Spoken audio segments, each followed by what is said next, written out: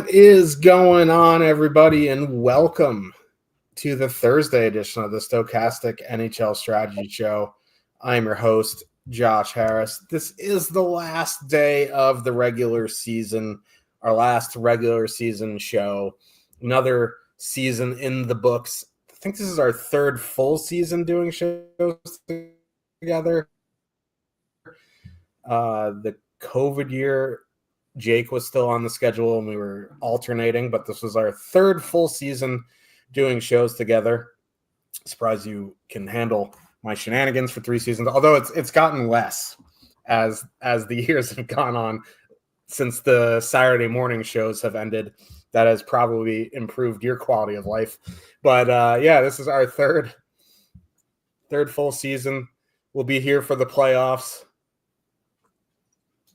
7-game slate tonight. Nothing to play for. The Habs locked up playoffs, which is nice. It would have been great theater if they did lose tonight to watch the Blue Jackets game, but they're in. Ivan Demidov, 2 career games to the playoffs. Jess Skinner, 1,073, still hasn't seen the playoffs.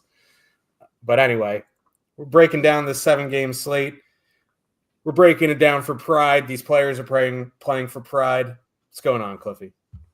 Yeah, not a whole lot. Habs clinched. Had to be happy about that.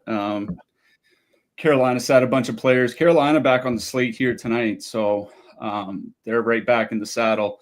I will say, after the Habs lost to Chicago in that shootout, and I had to watch the Flyers game on Tuesday night, I was just thinking to myself, like, please don't make me watch the New York Islanders on the final day of the regular season. Like, just having to do that with the Flyers a couple days before would have been pretty brutal. So I'm thankful the Habs got through. Yeah, there's nothing left to play for. There's no seeding. There's nothing like that.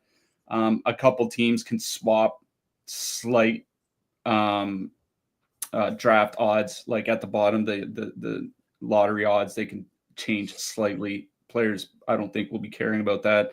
It'll be more about lineups. The nice thing, obviously, there's going to be a pile of lineup changes here tonight, basically across the board.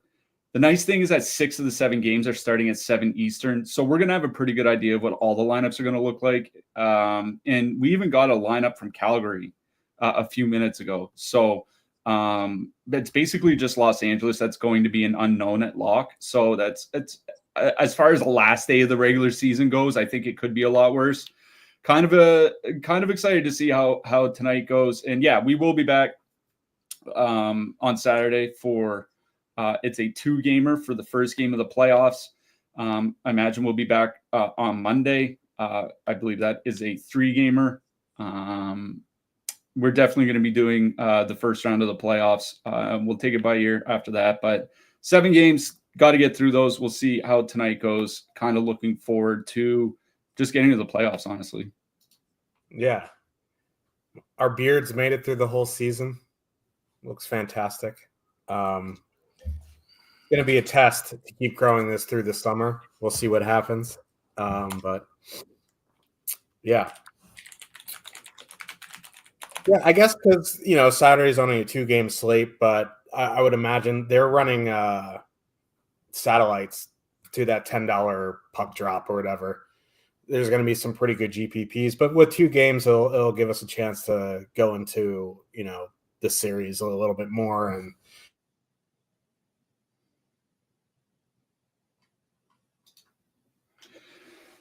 And third and fourth lines on a 3-game slate. Here I am. Yeah. You're cutting out a little bit. I have no idea what you just said. I do want to shout out in the Discord. We had a pretty good night from Ski 1711 last night.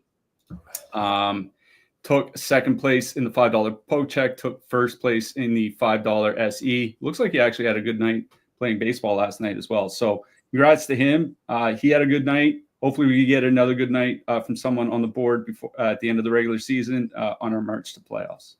Yeah, what would a show be without an internet interruption on my end? But yeah, I was basically saying it's a 2-game slate on Saturday. It'll give us a chance to kind of break down the series and what we expect from the playoffs instead of, breaking down the third line for the Detroit Red Wings on a 4-game slate. So we have that to look forward to. Before we get into the slate, we do have a $2 super chat from Mr. Blair 56. Okay, you old things, time to make me some money. Yeah, about that. No, I have no witty response there. Thank you for the super chat. We are both, well, I'm about to be, and I think you are, in the last year of our 30s. I turned 39 in a few weeks. We looked a lot younger looking at pictures from 3-4 years ago, but thank you for the super chat. Let's make you some money. Yeah, thanks for the super chat. We always appreciate the support, appreciate people tuning in. Things like super chats and subscriptions and sharing our links. That's what keeps the show coming, week after week, all season long. So appreciate the support. Let's hope we can do right by you here tonight. Yeah, I still didn't have hair a few years ago, but let's get into this slate. If you do want to support us further, I know hockey's wrapping up, but there is NHL playoffs and there will be good first round contests. After that, there will be, the showdown stuff. If you do want to support us further, you can sign up on your under the affiliate link in the chat for the other sports. If you play MLB, if you play MMA, you play PGA, feel free to sign up through that link. You can use promo code Stochastic15. That'll get you 15% off your first week or month of any subscription. So that definitely does help us out. And you guys know that by now, and we truly appreciate it, as Nightbot is trying to rain on my parade.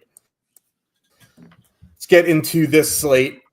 First game of the night, we have the Philadelphia Flyers with a 3 total heading into Buffalo. The Sabres have a 3.5.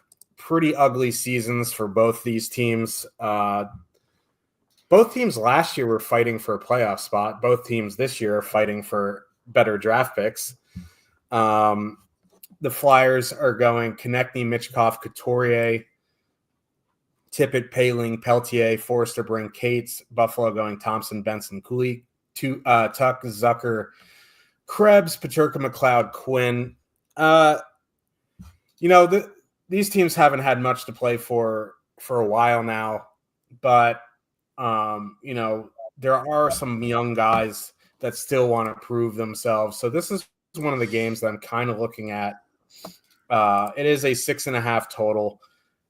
You have rookies like Matvei Michkov, who, has really turned it on late, wants to end the season on a good note. You have young guys on Buffalo, Benson, Kulik, Peterka, Quinn, those guys. Obviously, Tage Thompson. I think that, this is a pretty good game to attack on this slate. I do like that Philadelphia Couturier line. The issue that I'm running into is they're 19,000. It's not a huge issue. 19,000 is not super price prohibitive, but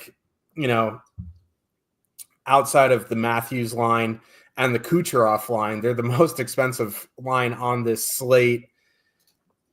If you want to, if you're not spending up to $20K or above, I guess they're fine. There's a Pittsburgh line that's cheaper. We have the Blue Jackets are cheaper. The Islanders are cheaper. You know what I mean? There's lines like 19K. If you want to play them, really isn't that bad because there's plenty of cheaper lines that you can fit. It's just if you go a little bit cheaper, there's lines that I like a little bit better, and you can fit a better secondary stack. So why I like them? It's for my taste, especially he hasn't been the best DFS contributor this season. He's 5,600. So I'm fine with that Philly line. I think I prefer the Buffalo side more. If you want to go to Kulik, Benson, Thompson at 15,200, I do really like that. A lot of people like it. They're coming in at 16.5% projected ownership. And the Flyers are one of the teams who can drop in the standings, which you get them a better chance at a top 5 pick, which is super necessary for them.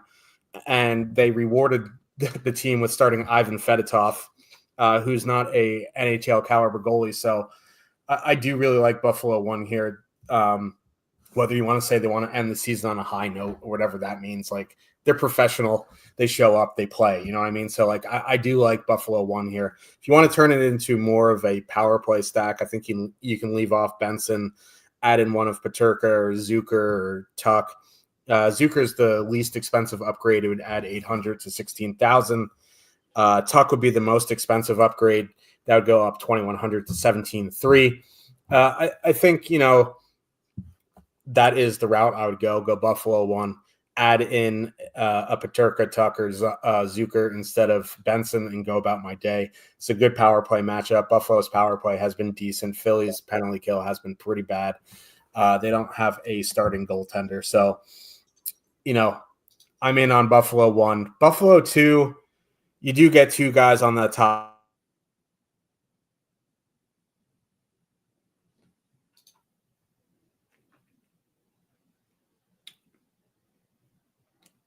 Yeah, well, seems like Josh's internet is not cooperating again. I'm going to jump in on the Flyers side. I kind of do like that top line here. One of the reasons is Buffalo is sending out the Tage Thompson line in shutdown matchups. That Tage Thompson line has not been that good defensively. 2.5 expected goals against. 3 actual goals against per 60 at 5-on-5. Like, those are below average numbers.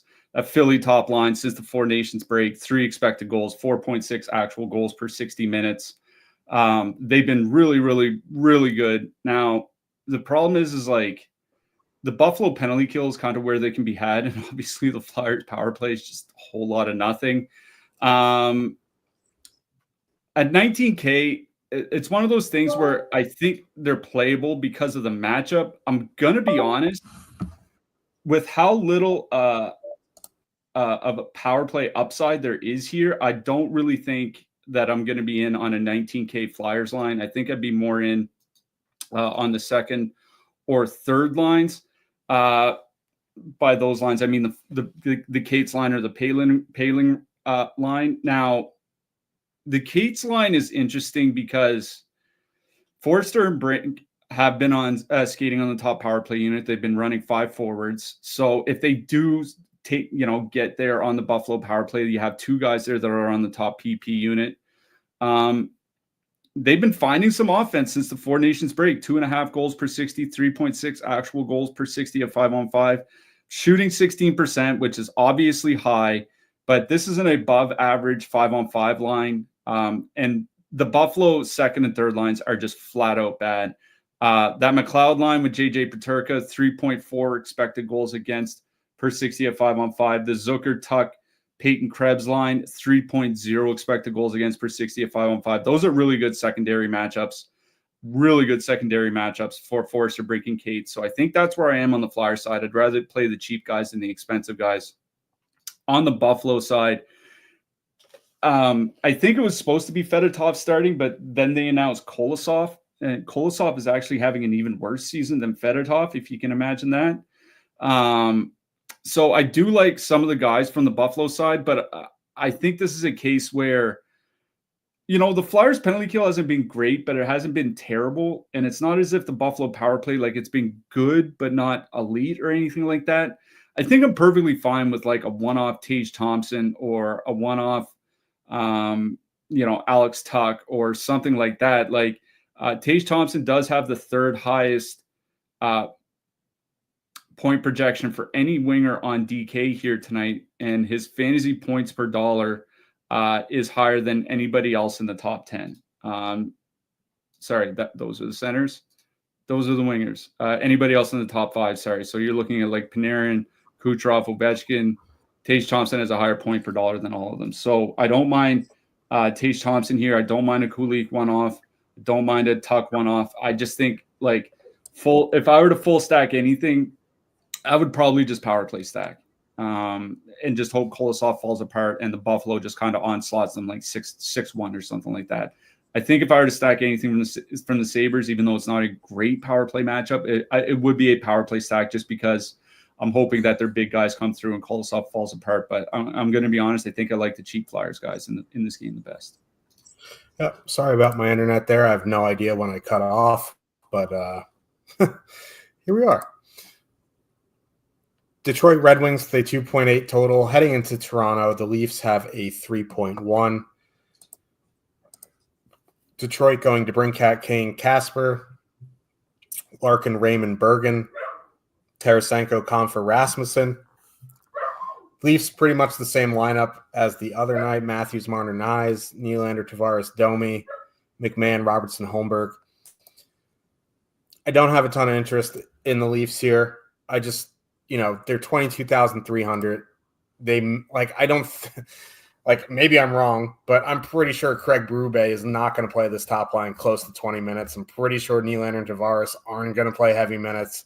Probably going to be pretty evenly split times here at 22-3.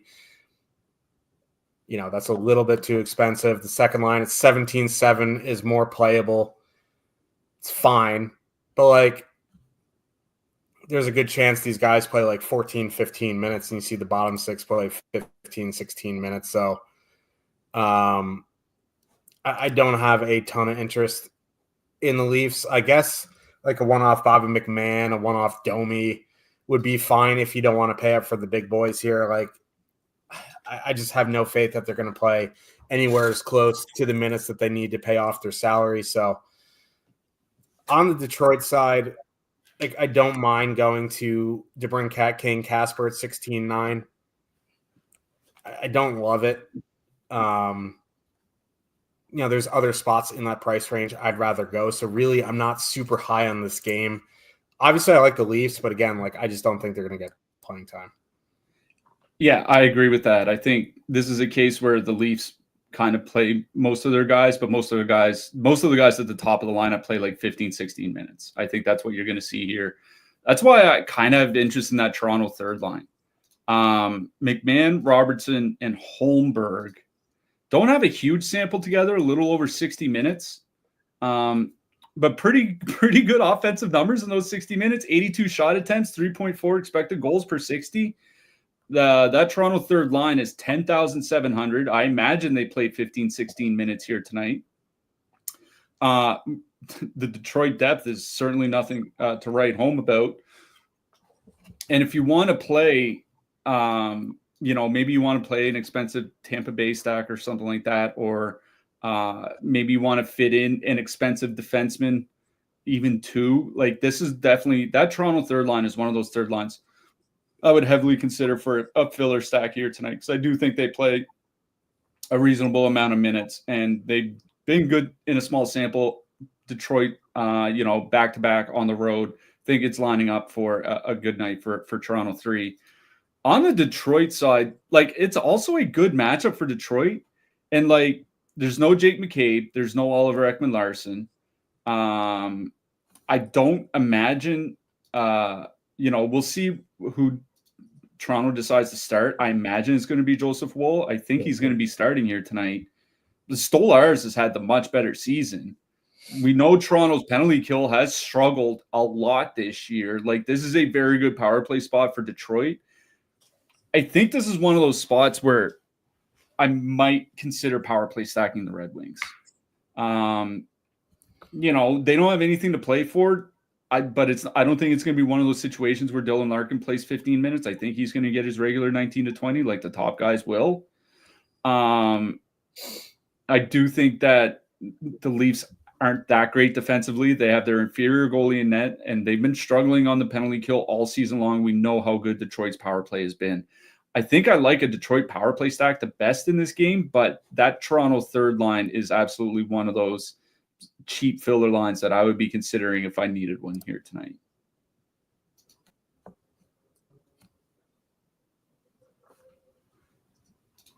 Yeah. I don't mind Detroit. I wish they weren't on a back-to-back to end the season, but it's a pretty good spot. Carolina Hurricanes with a 2.7 total. Heading into Ottawa, the Sens have a 2.8. Brady Tkachuk is back. He will be in the lineup tonight. Chabot and Zub are going to be out. So they're going Tkachuk, Stützle, Giroux, Perron, Cousins, Batherson, Grieg, Pinto, Amadio. I don't know what the Carolina lineup is going to be. I don't think we will know until warmups, unless there's something that I missed.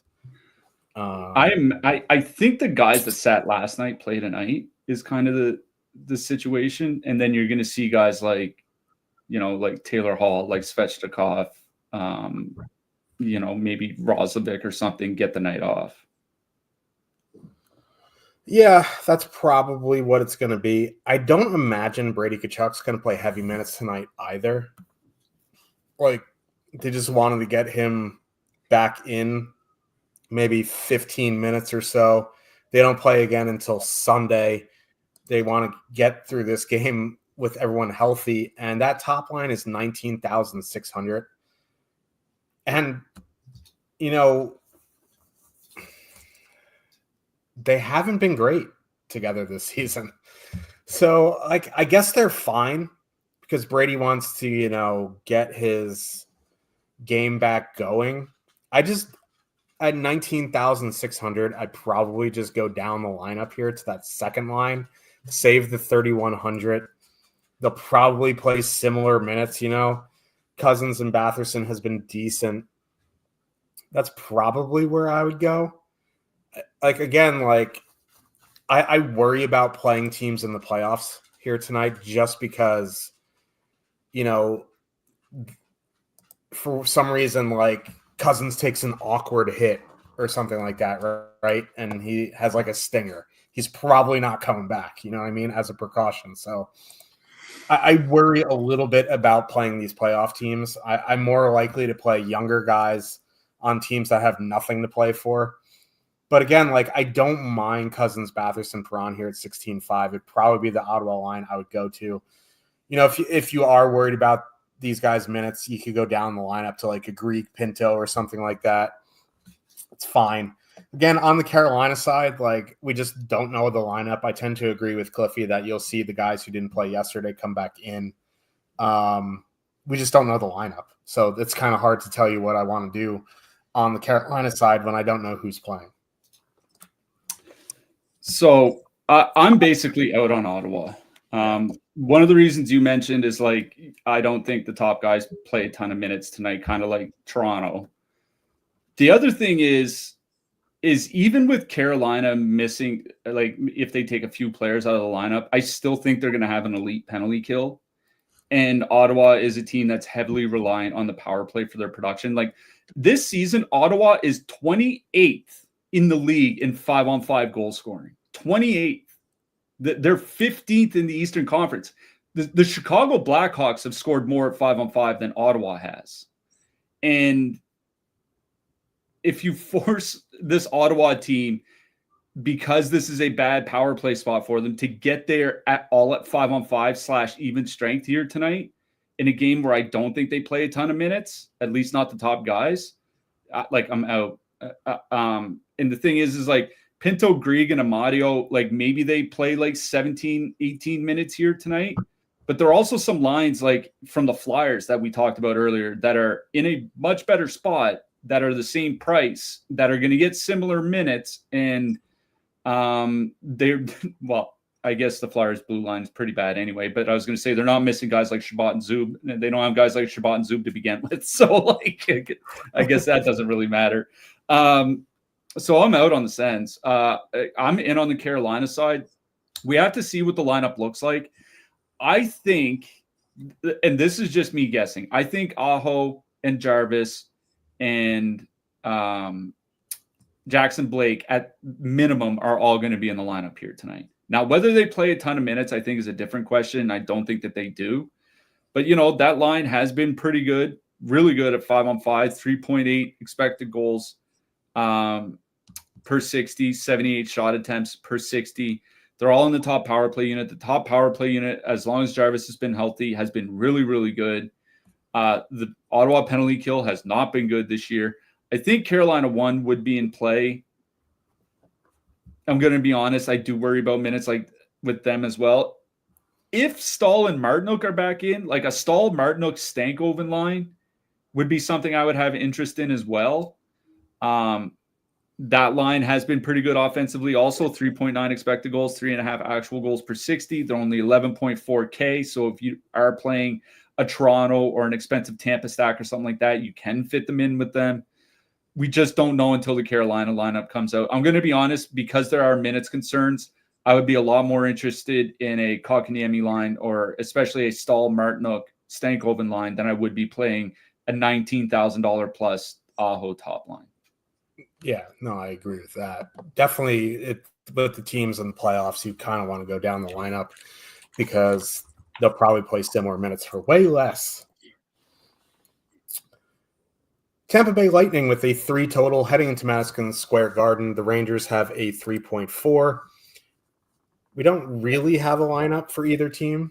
Lavalette was like, I'm not commenting on the lineup tonight because he's, I feel like he knows he's getting sent to Narnia after today, so he's just gonna, not speak.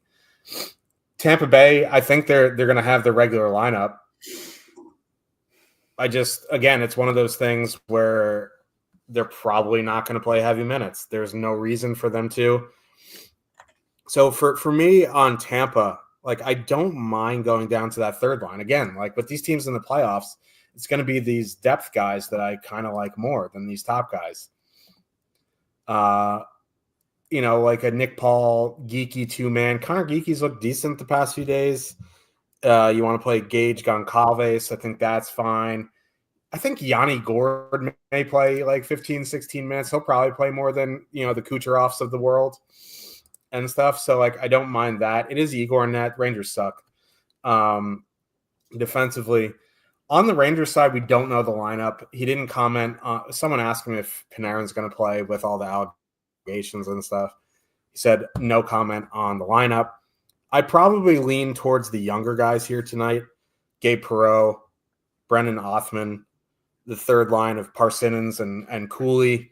They'll probably see a fair bit of minutes. I would imagine JT Miller and Mika Zibanejad play their regular allotment. It's just like, I don't know what the lineup's going to look like. So again, like, assuming the Rangers have a full lineup, don't mind Parsinens, Cooley, Lafreniere. The JT Miller, Zibanejad line, they'll probably play a fair share.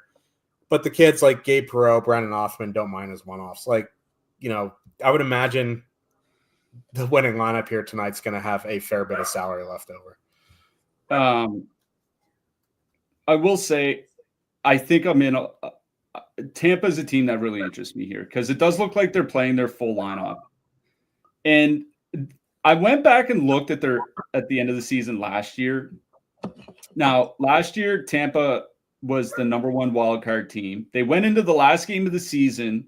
They couldn't catch Toronto for third in the Atlantic, and they couldn't move down to the second wildcard spot. So they had nothing to play for in the last game of the season.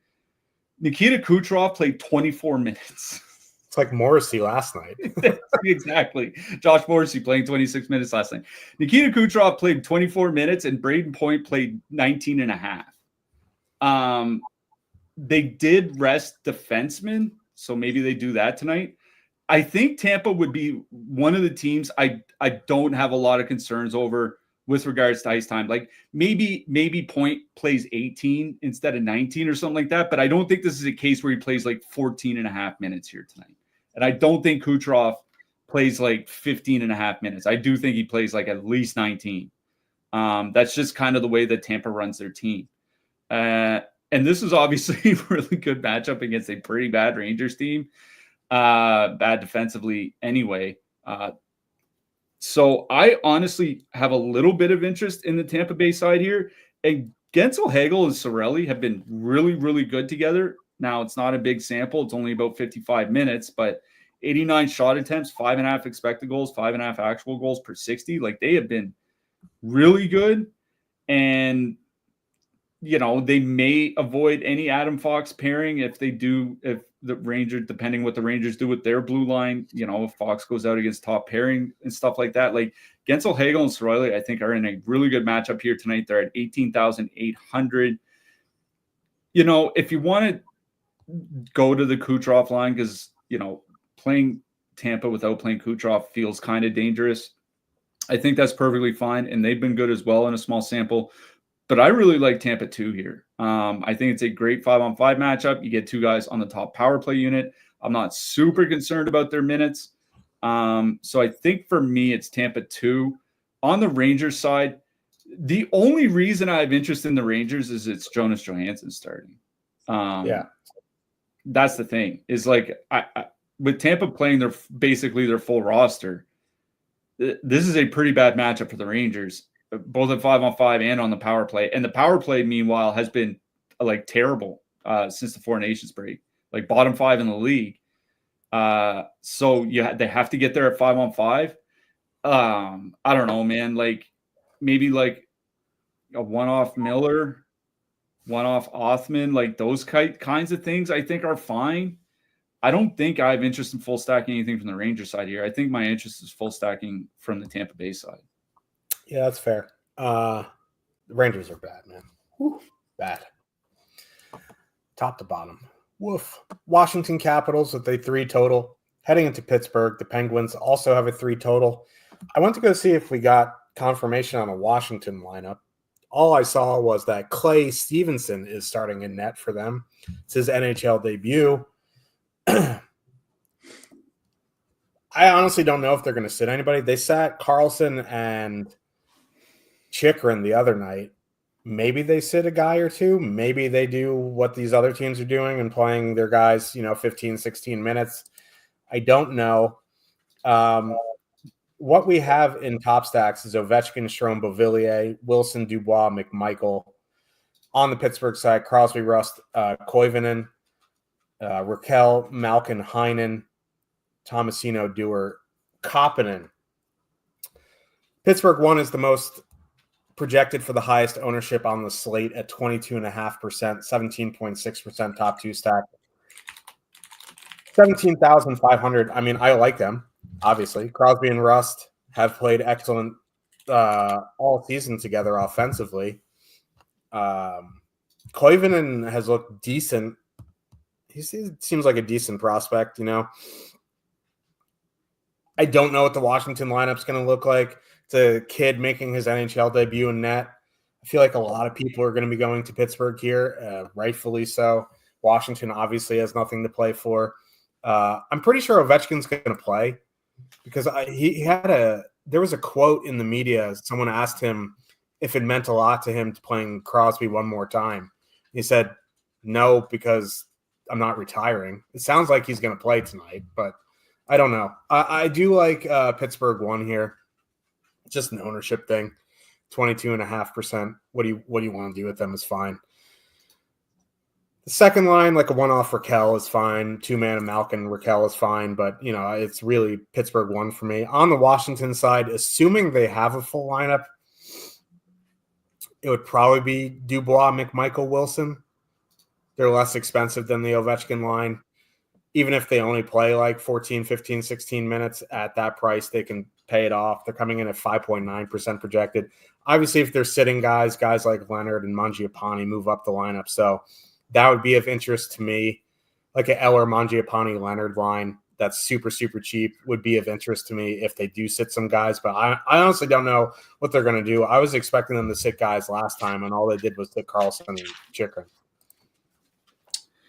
Yeah, it is an interesting matchup just because Washington playing that Stevenson kid tells me that I don't think Logan Thompson is going to be ready for the first round, or else they would probably be starting Charlie Lindgren. Something to think about. The Pittsburgh top line, I was looking at their numbers without Rickard Rakell this year, 3.7 expected goals per 60, only 2.7 actual goals, shooting 7.5%. The shooting percentage dipped a lot when they had anybody but Rickard Rakell on the top line. But, that is a line where they'll probably play 18 to 20 minutes here tonight. They're not coming in, they are coming in with a lot of ownership. They're not coming in very expensive at 17,500. 22.5% ownership is what's kind of killing things here. But, with an unknown goalie in net, Washington may want to rest some defensemen again. And if it's not Chikrin and Carlson, maybe it's like Matt Roy or Van Riemsdyk or something like that. Who knows? I don't mind Pittsburgh one here. I'm going to be honest. I think considering the ownership, I almost prefer the Washington side. Like Ovechkin, Strome, Beauvillier. Like Beauvillier and Strome have been pretty good together in a small sample, 71 shot attempts per 60 in 45 minutes together. I don't imagine they get a ton of ice time. 17,200, they can pay that off. But like you said, I think Wilson, Dubois, and McMichael is what I like best in this game. Just because at 15,500, playing 16 minutes is perfectly fine. 2.7 expected goals together since the trade deadline per 60 minutes. That's also fine. Assuming they all play, Wilson and Dubois will be on the top power play unit. The Pittsburgh penalty kills below average. So I do like Washington too, best in this game. I don't mind Pittsburgh. It's just an ownership thing. Like that's all it is. If you're not that worried about like a 25% owned top line, then just fill your boots and go right ahead. Yeah. I mean, we'll have to see, but like they're definitely on the list. There's so many ways to get different here tonight. So if you do want to play them, it's, not going to be a huge deal to get unique. If that's something you worry about, let's talk about the New York Islanders with a 2.8 total heading into Columbus. The Blue Jackets have a 3.2. Columbus going Marchenko, Monahan, Jenner, Fantilli, Johnson, Van Riemsdyk, Voronkov, Sillinger, Olivier. Islanders going Horvat, Palmieri, Lee, Sipelkoff, Holmstrom, Pajot. Now, I do like the Columbus Blue Jackets here. I worry that there's going to be an excessive letdown from fighting for a playoff spot to knowing you're eliminated. Whether they're professional or not, that's a mental letdown. Like, it's going to happen. I still like them. 18-1 is a little bit expensive for me. They're coming in at their top two stack at 12,200. If they were still fighting for a playoff spot, I'd say, yeah, let's lock and load for sure. I do have a little bit of trepidation about a little bit of a mental lapse. Just, it's a completely different mindset knowing that your season's over compared to yesterday, not knowing if you're still fighting for a playoff spot. I think for that reason, I would go to the second line, Fantilli, Johnson, Van Riemsdyk. You can do whatever you want with JVR, but Fantilli has a 30-goal season. Johnson has, if he scores again, he'll have 25 goals. Those guys are good young kids. They've had good seasons. They're cheap at 13-8. The Islanders' middle six is pretty bad. So if you want to go to that top line, I think that's fine. But at 18-1, it's a little expensive. 12% to 22% for Pittsburgh. What does that really mean in a 30 max field? You know what I mean? So I'm more likely to just go play Pittsburgh at 22% for a little bit less, and I'll just go play Columbus too. Fantilli, Johnson at 13-8 with 2% ownership. On the Islander side, if you like them, play them, but I've been pretty consistent all year. Anytime the Islanders top line is double digits, I'm out on them. I'm not going to change now because it's the last game of the season. They're fine. It's a good power play matchup, but their power play sucks. So, if you want to play them, cool. 17K. They've been fine. I'm more likely to go to the second line. Pajot, Holmstrom, Sipelkoff, 10,000 or 11,900. They've been really good in a small sample. But again, this isn't a game where I'm tremendously concerned about minutes or that kind of stuff. So if you want to go to the top lines, that's fine. But for me, I prefer the second lines. I get what you're saying about Columbus. I do think that's something to think about. You know what can cure that? The Islanders. Facing Marcus Hogberg and not Ilya Sorokin. Hogberg's made 10 starts this season. He's given up one start. He gave up 3 goals and 9 shots and got pulled. The other 9 starts, 8 goals, 3 goals, 3 goals, 6 goals, 1 goal 3 times. Once against the Sharks, once against the Sens, and then 3 goals and 4 goals. This guy's he's been ass this year. There's a reason why he's been in the AHL. He has, I'm looking, an 893 career save percentage in the NHL. He's not a good goalie. He's a bad goalie. And the Islanders are a bad defensive team. And the Islanders have a bad penalty kill. And this Columbus top line is perfectly correlated They might not get a ton of minutes because even fighting for a playoff spot, they're only getting about 18 minutes a game. That's what really worries me. But, 74 shot attempts, 4 goals per 60 at 5-on-5 with Jenner on the top line. Obviously, we know Marchenko and Monahan will be able to carry him. It's a good power play spot. I like Columbus 1 here tonight. I agree with you. I think Columbus 2 is also in play. Just because, the Islanders, you say the middle six isn't good defensively. The entire lineup's just bad defensively. You know what I mean? And with Hogberg and net, there's no real concerns here. It's just because it is a good power play spot that I do want to get a bunch of guys in on the power play. But, that Columbus second line's at 3 expected goals, 3.3 actual goals per 60. So they're perfectly fine. I just want to go to the top line because I want to get as much power play exposure as I can. So I think for me, it's Columbus 1.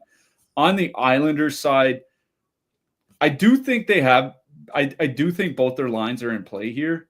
Siplikov, Holmstrom, Pajot is probably where I would go just because the Islanders – I don't consider power play correlation or anything or power play time at all whatsoever when it comes to the Islanders just because their power play is so bad it's almost irrelevant. So at 11,900, I'll take the line that has been better offensively, 73 shot attempts, 4 expected goals, 4.6 actual goals per 60. They don't get as much ice time, but at 11,900, if they play 15 to 17 minutes, 15 to 16 minutes, that's perfectly fine. So I think for me in this game, it goes Columbus 1, then Islanders 2. This is one of the games I am targeting here tonight. Let's get to the last game here. Calgary Flames with a 2.5 total heading into LA. The Kings have a 3 total. Calgary sitting Huberdeau, Pospisil, Rooney, Rasmus Anderson, Jake Bean, and Joel Hanley. The Kings are sitting a bunch of guys. Kempe, Deneau, and more for sure.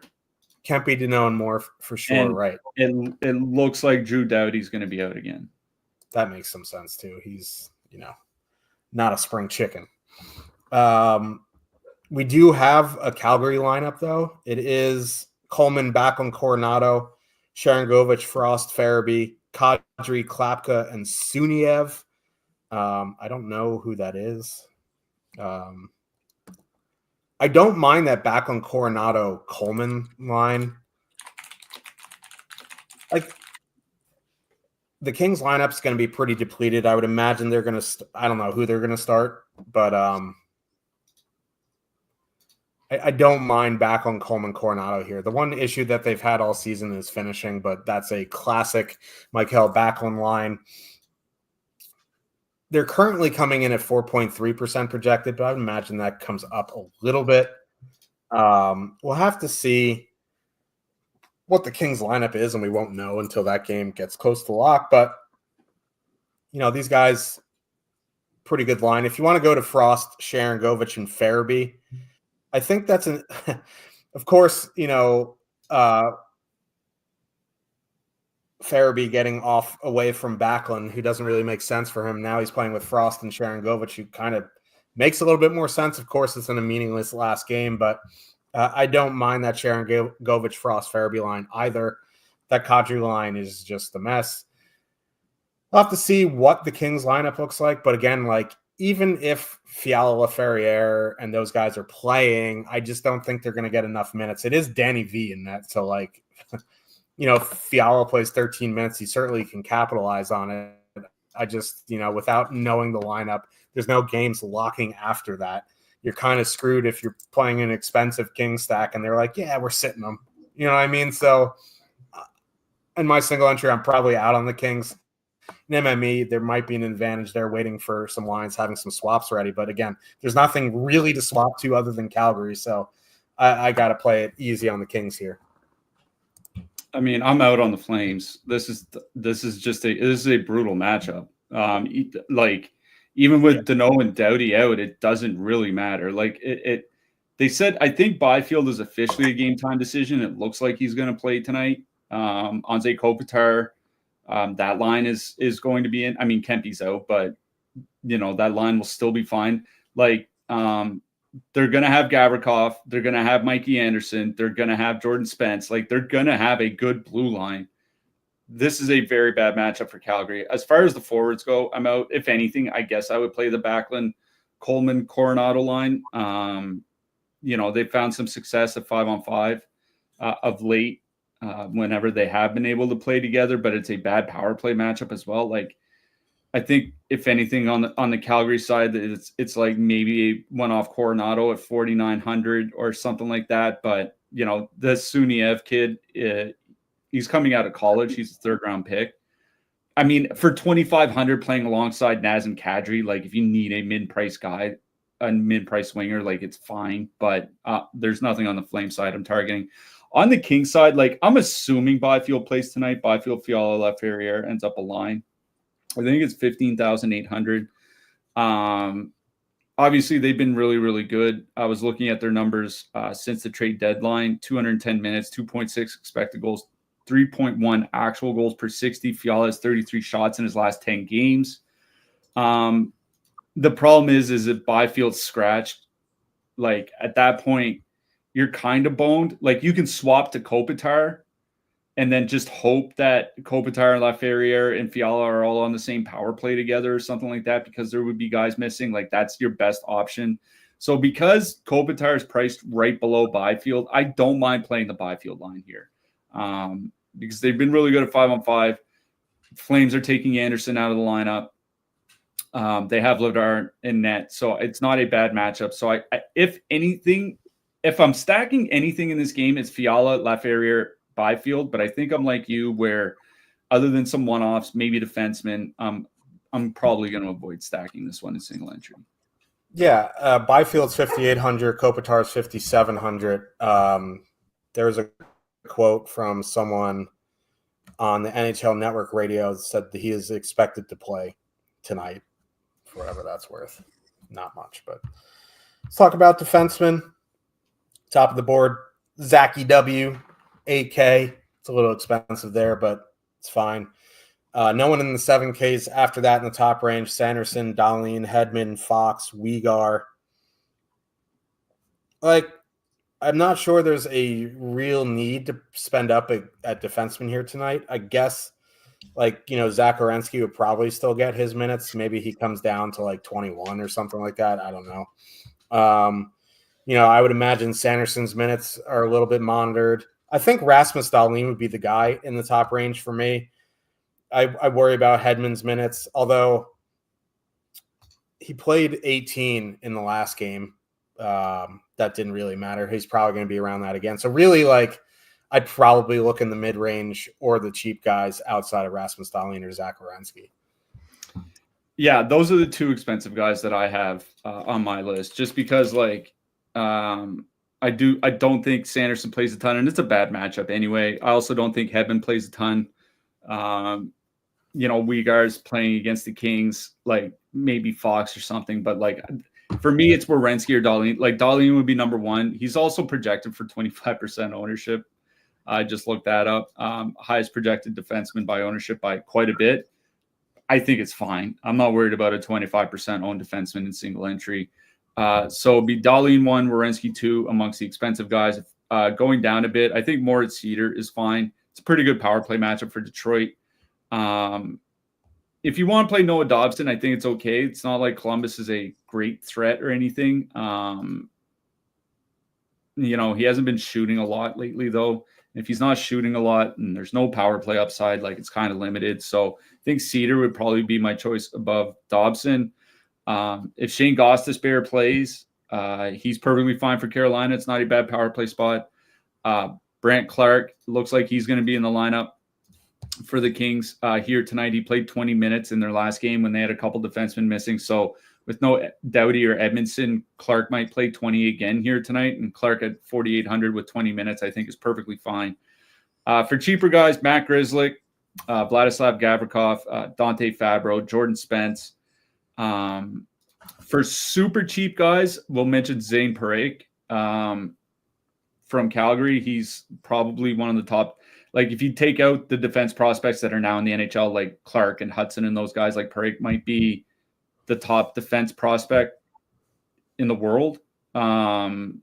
He's or close to the top, amongst the top three. So I think he's one of the guys from the Flames I would certainly be considering here tonight. Buffalo not having Owen Power, I think that puts Connor Clifton in play. Kevin Ball for Calgary. Anytime he's under 3K, I'll always consider him. We'll see which Ottawa defenseman line up, but with Shabbat and Zub out, I don't mind going down to Tyler Kleven at 2,600. He played 22 minutes in that last game when Sanderson and Jensen weren't playing. Kleven played 22 minutes, and if he plays over 20 for 2,600, you can't ask for a lot more than that. Yep. Speaking of defense prospects, Alex Nikishin is coming to the United States to join the Canes for the playoffs. I don't think he'll get there for the game tonight, but he's in Saudi Arabia right now. Yeah, you would need like a spaceship to get there on time. But before we go to goalies, we have a $20 super chat from Ben Benwell. Always nice to hear from you, Ben. Thanks for another great season, gents. Thank you for tuning in, supporting us. Sport this season has been great. Judging by it's the last slate of the season, 7 games. No one has anything to play for. There's 300 people watching. That's kind of crazy. So thank you so much for the super chat. Yeah, thanks a lot, Ben. As Josh said, it's always good to hear from you. Hope you had a good season. Always appreciate the support. Good luck tonight and good luck in the playoffs as well. Let's talk about goalies. It looks like Joseph Woll is going to start for Toronto. He's at the top of the board at 8,400. Not really sure how I feel about that. Darcy Kemper at 8,300. Like normally would be fine, but like they yanked him in the third period the last time he started, so I would imagine he doesn't play the full game. So that's a bit worrisome. I think if I was, holy moly, man, there's no spend up options that I'm comfortable with because after that, it's the Carolina starter, Clay Stevenson, Jonas Johansson, or Marcus Hogberg.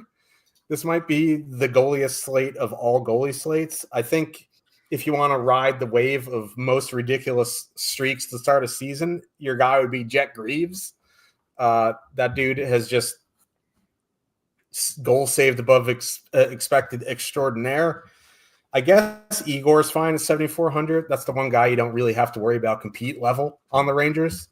So for me, it'd be like Greaves, Shesterkin. It's probably about it. I guess like Cam Talbot or Alex Lyon.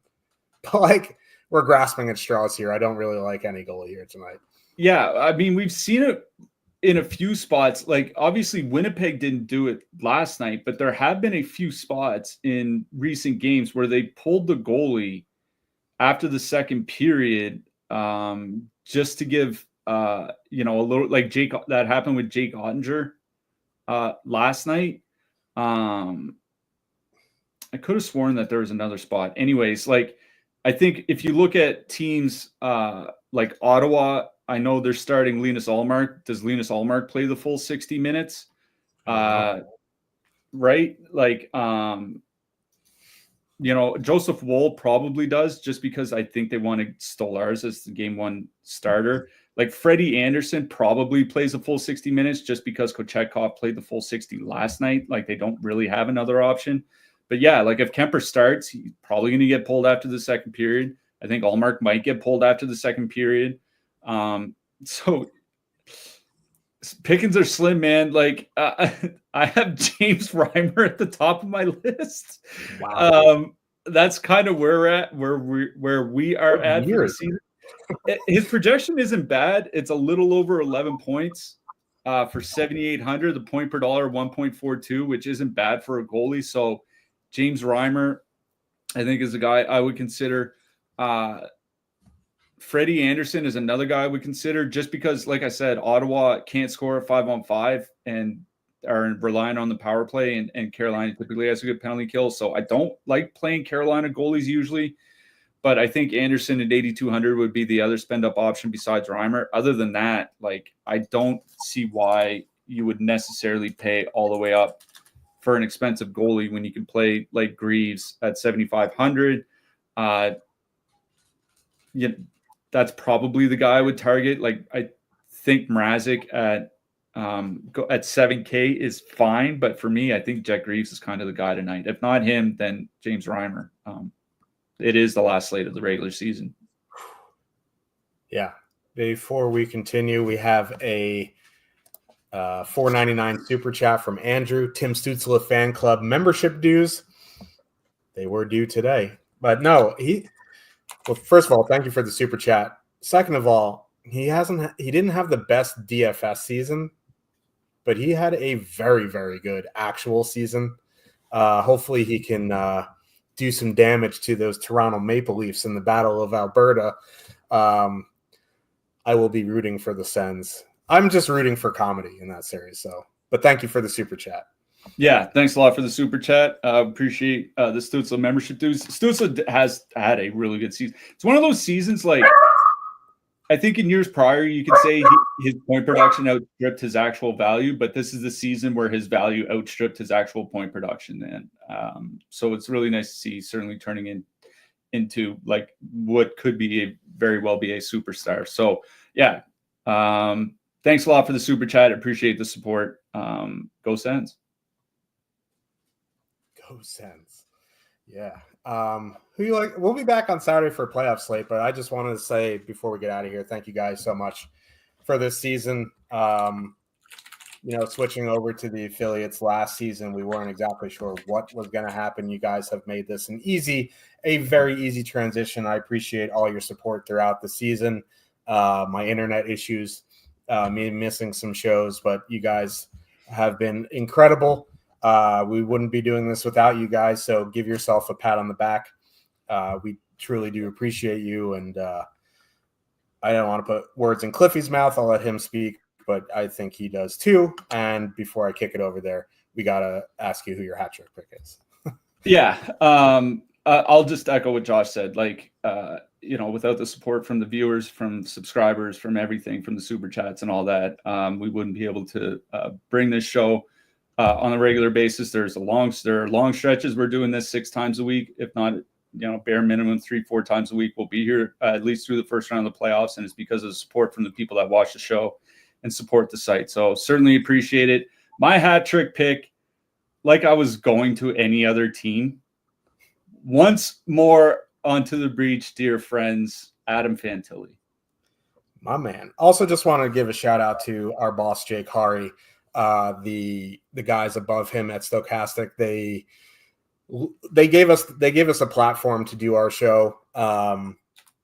They let us be as creative or uncreative as we want. Obviously, if there's stuff they didn't like, they would tell us, but they give us the freedom to bring you as much content as you want. So just wanted to give a shout out to them as well. Last year I did a Tom Kennedy impression. We will not be doing that right now. But my hat trick pick is going to be Ville Koivunen. Ooh, the Pittsburgh Penguins. Like, oh my God. Gotta love the end of the regular season. Yeah. But we will be back on Saturday. It's a 2-game slate. We will be we'll probably discuss some other things besides the 2-game slate. It will be the last show with this demonic fucking rabbit in the background. We'll put something better up there. But I'm sure Clayton will sleep better at night now. But maybe we'll discuss some of the other playoff series. But we should be the same time on Saturday, 99.9% sure. We'll just double check with the heads who are in charge of that. And good luck, everybody, tonight. Hopefully it's a profitable last slate of the season for you. Good luck tonight, everyone.